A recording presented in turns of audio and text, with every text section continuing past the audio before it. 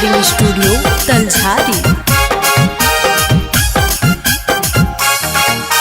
चोली के हमर गजबे डिजाइन देखी के छोड़न मारो नजर। चोली के हमर गजबे डिजाइन देखी के छोड़न मारो नजर।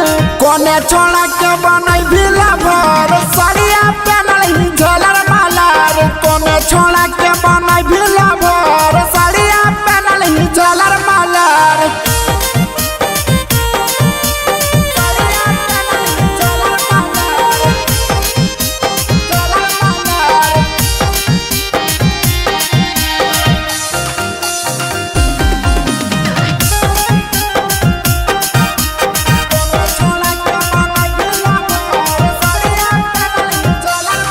अरे सोभे छोड़ा के पागल बनाई देबो रे।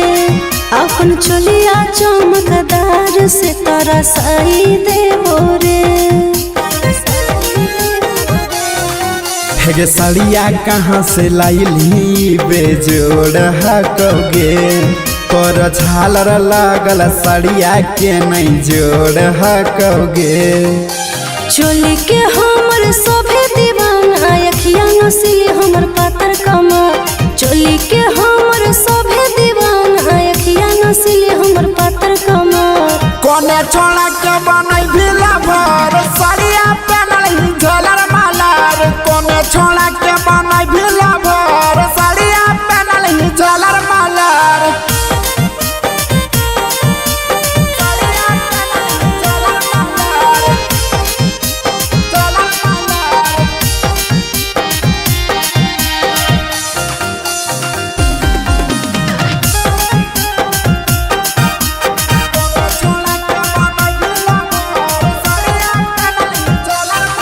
और पीछे घुरो हो हमार छौड़ा मितना रे।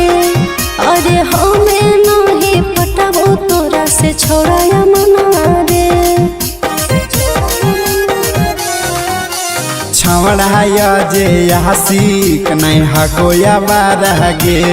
हागे कहबी तो बांधल रहब साड़िया चारागे। केकरा दियो अपन खजाना छोड़न सभे मांगो नमक। केकरा दियो अपन